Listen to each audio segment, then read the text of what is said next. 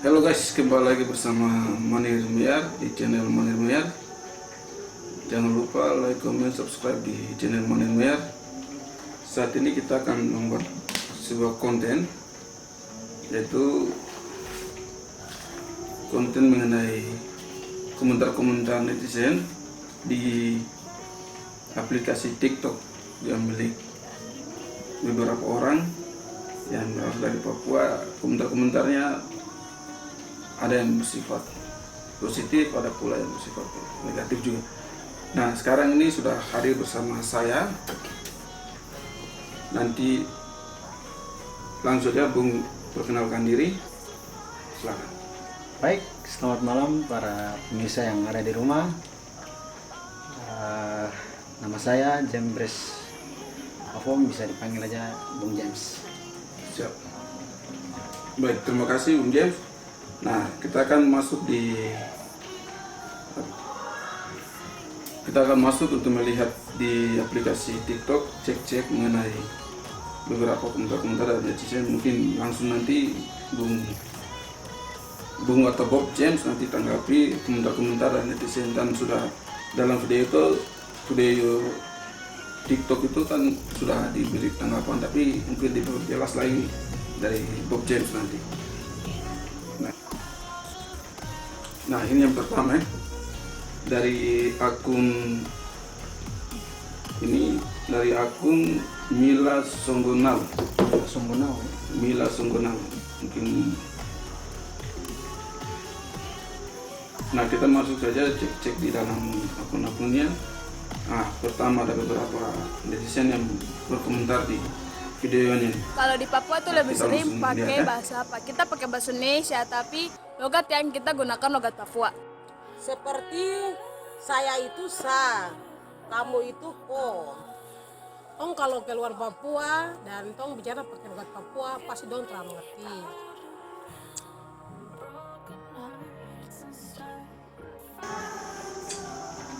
Kalau di Papua tuh Nah, mungkin dari Bob berikan tanggapan gimana. Sedangkan kita ini kan bergabung dengan negara Indonesia, dan netizen yang memberikan komentar seperti kayak gini, bagaimana tanggapan Bob?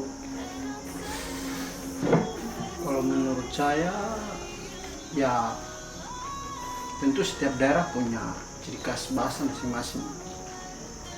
Secara khusus kita biasa di bagian wilayah Indonesia Timur tuh kan terkesan dengan corak penuturan yang boleh dikata keras ketimbang teman-teman di wilayah barat yang sering menggunakan bahasa yang lebih halus, dan juga penuturannya pun juga halus. Kalau kita orang ya itu seperti tadi ada beberapa kata-kata seperti bahasa Indonesia baku yang kemudian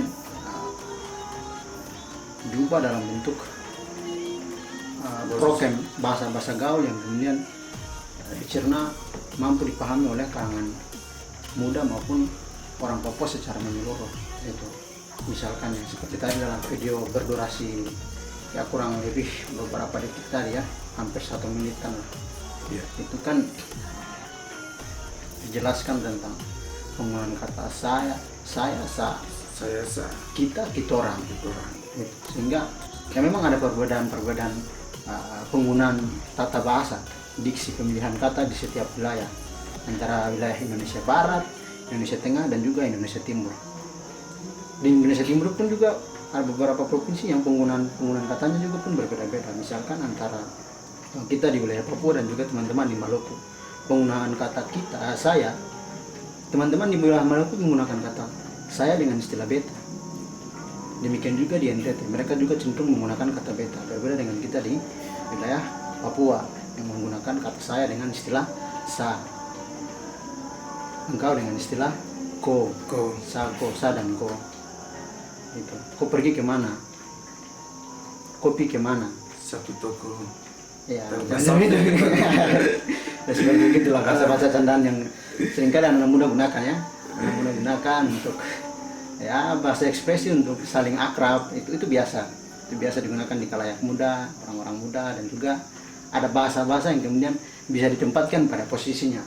Manakala kita menggunakan bahasa-bahasa sehari-hari, Dan juga manakala kita menggunakan bahasa-bahasa yang cenderung ya istilahnya bahasa baku untuk dipergunakan pada posisinya, misalkan pertemuan-pertemuan resmi, sambutan pidato, dan juga protokol-protokol resmi yang kemudian bisa menggunakan bahasa-bahasa baku. Itu ya barangkali begitu, nanti bisa kita diskusikan lebih jauh, nanti coba dilihat lagi videonya seperti apa. Oke, baik, terima kasih Bung. Nah, kita lanjut dengan dari video-video berikut.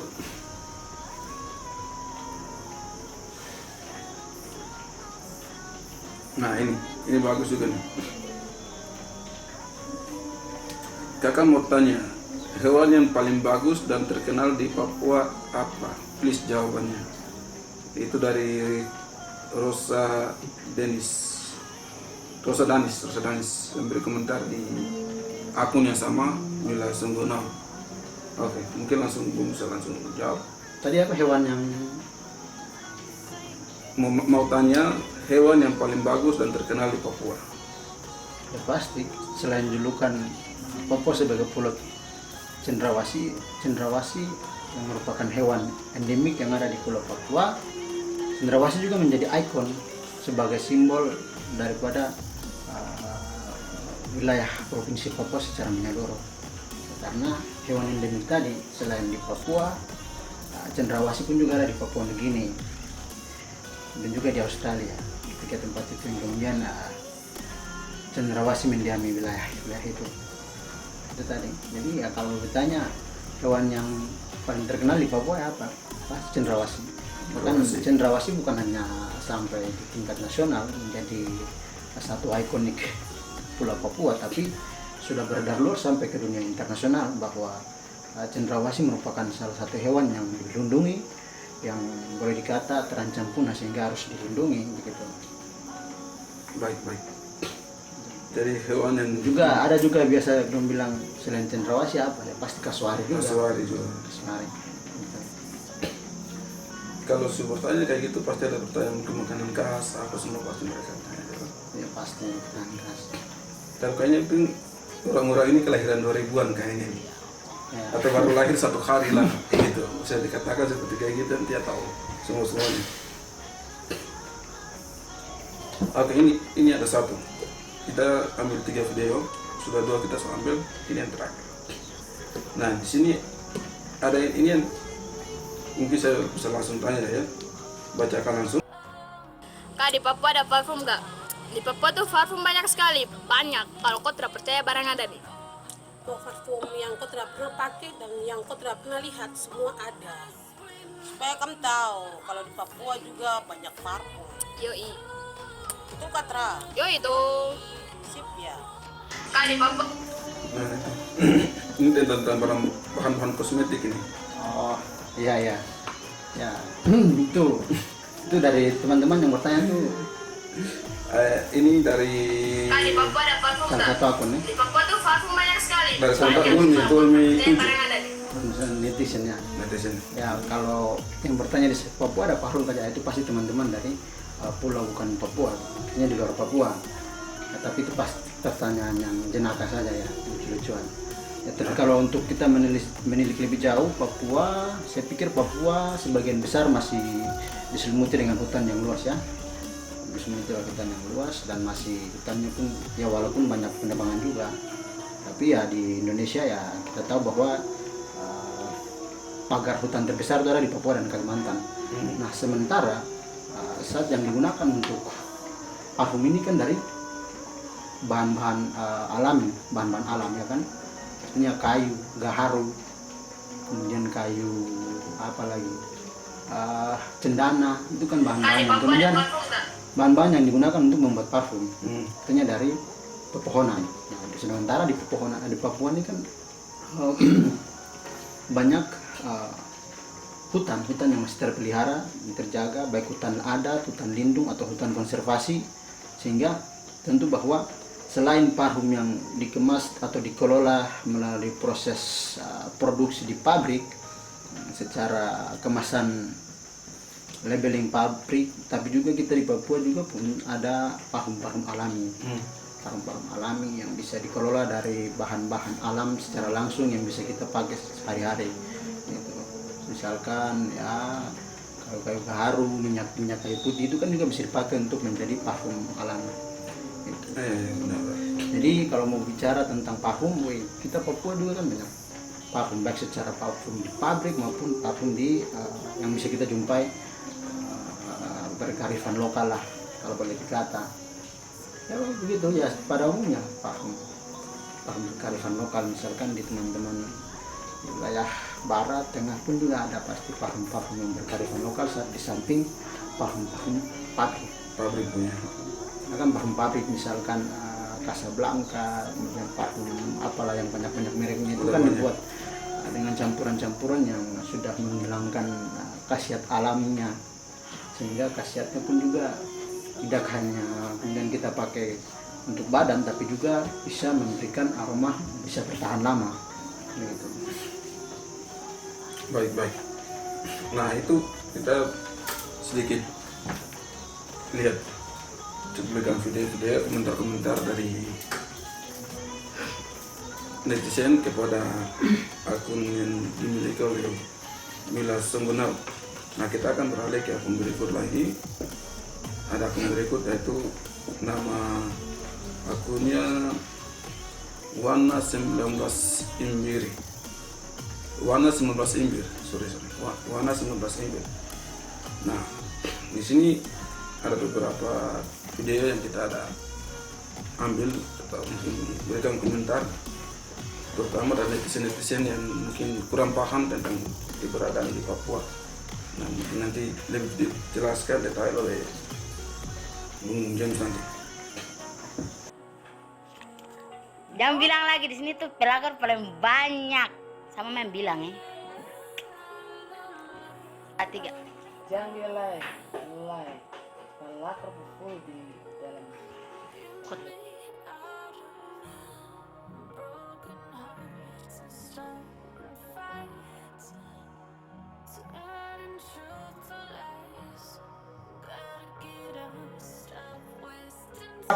Pelakor apa? berebut laki-laki apa? Laki-laki orang. Berebut laki orang. Berebut laki orang. Aduh. Berebut laki orang. Kali Papua ini banyak apa atau?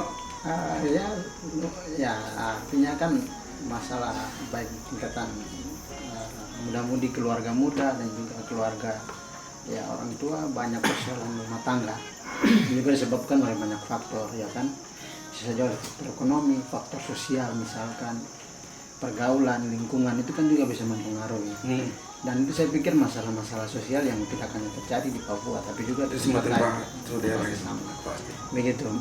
Jadi kamu bilang di Papua ada pelakor saja, ya ada, di Papua ada pelakor. Ada juga ya pelakor. Pelakor apa ya? Istilah lainnya apa ya?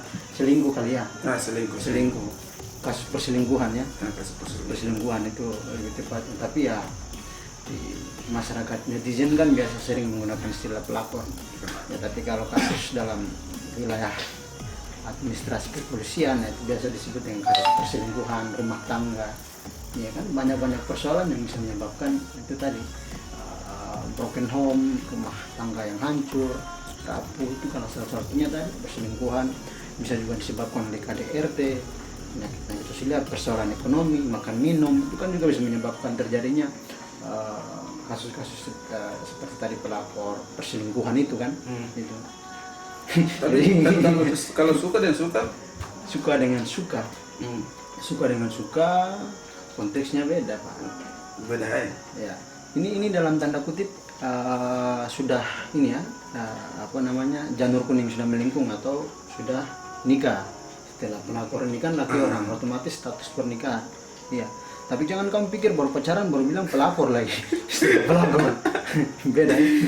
Aduh, ini kayaknya Pacaran baru pelakor itu beda konteks. Konteksnya tentu berbeda. Siap, terima kasih. Nah, kita lanjut ke video-video berikut. Ini biasa netizen lebih pintar.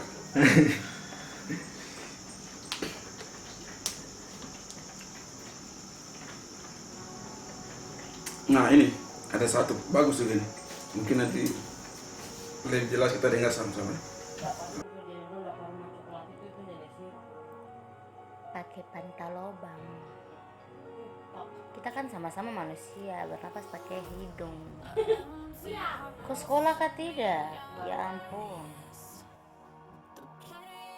Ini Nanti disensor ya. dia bertanya begini, woi di Papua bernapas pakai apa? Ah gitu.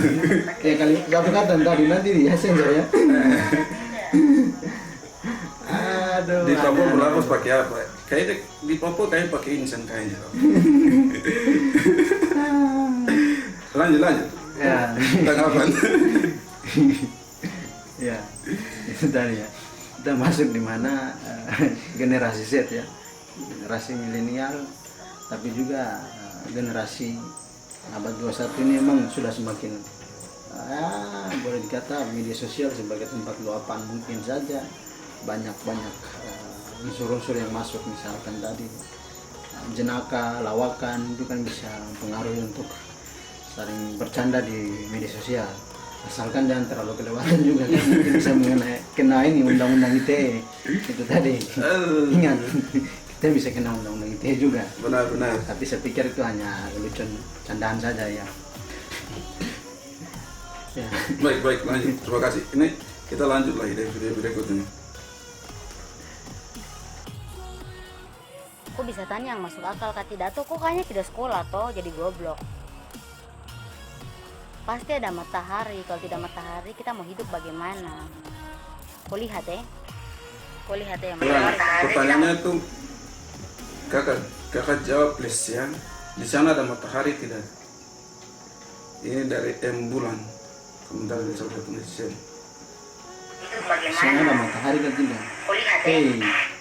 Bukannya di Papua paling ufuk timur dari Indonesia. Sebelum matahari ke wilayah barat kan pasti dari sini dulu kan? Dari sini. Kan ini orang ini Atau kayaknya, matahari terbit dari barat, Bung? saya belum pernah dengar soal itu. Saya belum sama sekali serius. Saya sama sekali belum dengar kalau apa matahari itu timbul dari ufuk barat. Tidak. Mau Najwa sendiri saja matahari itu dari Indonesia Timur.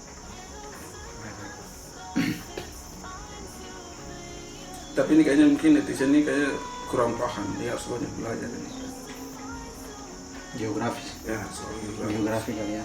kalau bisa ke kantor BMKG sekaligus biar belajar banyak di sana toh. Di sana masih pakai mata uang rupiah atau ada yang lainnya? Aduh, Mas, kau sekolah kah terada? Makanya sekolah baik-baik baru baca sejarah. Papua itu termasuk dari mana? Kalau masih Indonesia berarti masih rupiah, Udi. Uangnya pakai rupiah kah? Tapi biasa atau itu di sini. nominal atau Semua dolar. pakai dolar. atau Jadi apa? sudah tidak bisa pakai Kita di Papua rupiah. pakai apa Jadi ya? koin-koin Dolar itu ya? di sini tuh Dolar. setara laku. Saya kasih tahu kok. Dolar. 1000 juga setara laku di sini. Dolar ini. Semua itu dipakai Ya. di atas. Kita di Papua masih pakai rupiah juga ya. Bukannya gubernur bilang akan pakai dolar. Akan. Kalau itu pun kalau pakai dolar itu ketika Freeport ditutup, wah pakai dolar. Jadi kita di Papua itu karena ada Freeport kita pakai dolar. Itu. Dolar Papua. Jadi ya secara historis ya kita di Papua ini banyak mengalami perubahan sosial dinamis, salah satunya tadi terkait dengan penggunaan mata uang. Kita di Papua sebelum penggunaan mata uang rupiah kita menggunakan mata uang New Guinea, dolar New Guinea. Kita pakai itu mata uang dolar New Guinea itu semasa pendudukan Belanda di Papua. Itu kita menggunakan itu sebelum Papua mengintegrasikan dirinya ke dalam NKRI. Itu jadi itu secara historis kita di Papua sebelum penggunaan mata uang rupiah kita menggunakan uang dolar New Guinea. Dolar New Guinea itu yang kemudian dipakai sebagai alat untuk bertransaksi di Papua, baik itu untuk memperbelanjakan ekonomi, makan minum masyarakat, tapi juga untuk transaksi-transaksi yang lain sebelum tahun 69 semenjak masa integrasi. Nah, setelah integrasi Papua ke dalam NKRI, barulah di situ kita menggunakan yang namanya mata uang rupiah. Nah, Gitu. bergabung Jadi kalau ditanya, kembali nih. ya kalau ditanya Papua pakai uang rupiah atau tidak? Ya kita pakai. Tapi sedikit-sedikit. Kita pakai dolar lebih banyak. Oh, betul. Papua itu uang banyak, pakai dolar. Kawan, uang koin di Jawa sana masih berlaku, di Papua terada. Kau pergi bilang kau dapat lempar. Yang uang koin itu malu. Wah, di sini orang gengsi pegang uang koin, kasihan.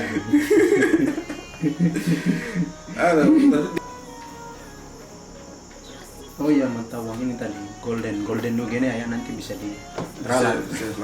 Nanti bisa diralat tuh golden Nugenea. Jadi kita pakai mata uang sebelum integrasi Papua ke dalam Indonesia, kita pakai yang namanya golden Nugenea. Gitu. Dia lain mata uang Belanda punya. Ya, kita masih karena kita salah satu provinsial dari Belanda. Provinsial yang terdiri dari banyak wilayah keresidenan dan juga Onderafdeling ya. Kalau sekarang itu namanya kabupaten. Dulu namanya Onderafdeling dan setiap distrik itu namanya residen. Oh ya, setiap zaman itu masih pakai residen. Gitu. Terus ini kita lanjut ke video terakhir ini. Video terakhir ini ada pertanyaan ini dari netizen juga. Dia bilang, tapi kok Pujiwa tetap mencarikan Pace? Nah itu. Dia tanya ke Napi Yorben. Nah sekarang kita dengar dia tanggapannya seperti bagaimana. Pertanyaan ini saya paling suka sekali. Tapi kok Pujiwa tetap NKRI kan Pace? Kakak, bukan cuma saya saja, tapi semua anak-anak Papua punya jiwa tetap NKRI. Karena Papua adalah Indonesia. Jadi soal bendera ini yang kemarin saya pasang itu hanya simbol saja kami anak-anak Papua. Tidak ada maksud-maksud yang lain atau maksud-maksud aneh-aneh. Jadi kakak-kakak dorang berpikirlah positif tentang Papua. Jangan berpikir bahwa Papua mau terpisah dari Indonesia. Tidak. Kami semua tetap Indonesia dan kami sangat cinta Indonesia. Papua adalah Indonesia, oke? Dan yang saya tahu setiap daerah-daerah itu punya bendera masing-masing, toh? Dan itu dipakai hanya simbol saja. Tetapi merah putih adalah negara kita, bendera kita bersama, oke? Jadi soal OPM, kakak mau tahu OPM itu apa? Orang Papua manis. Sudah? Terima kasih.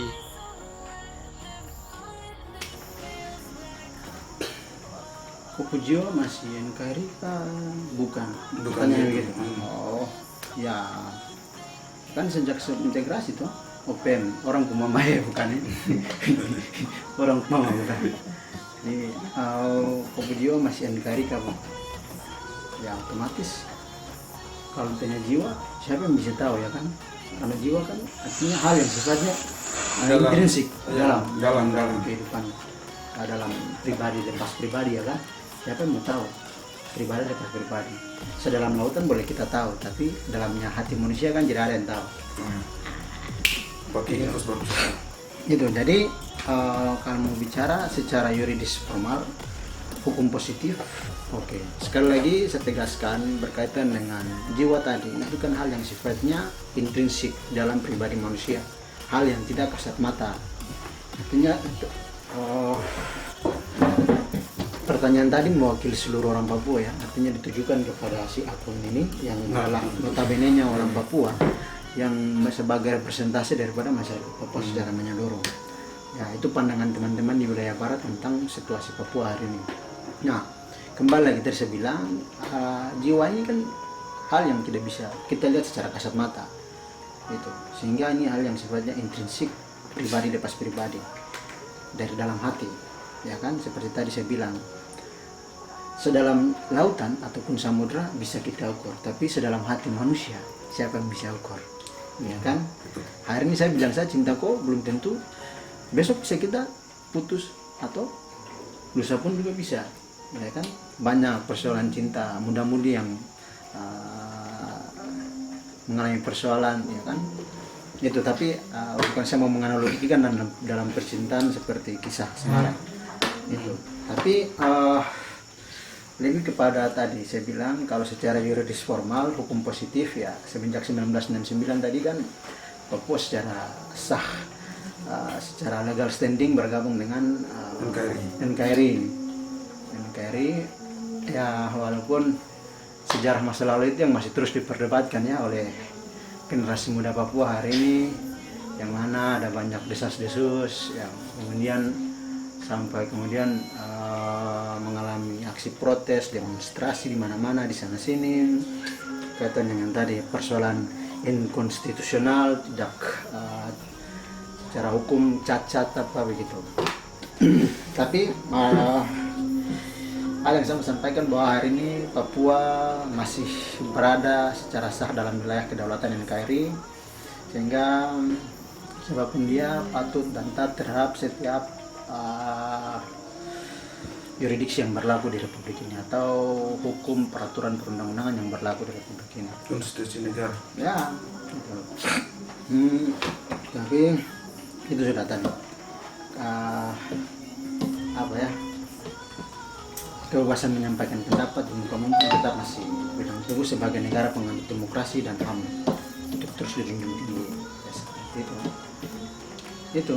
Jadi ya itu pertanyaan tadi walaupun singkat, tapi sebenarnya kalau kita mau menelaah lebih jauh, membedah lebih jauh, pasti akan mengena sampai kepada unsur historis sejarahnya seperti apa, unsur politiknya seperti apa, kemudian unsur sosialnya seperti apa, sosial kultur kebudayaan.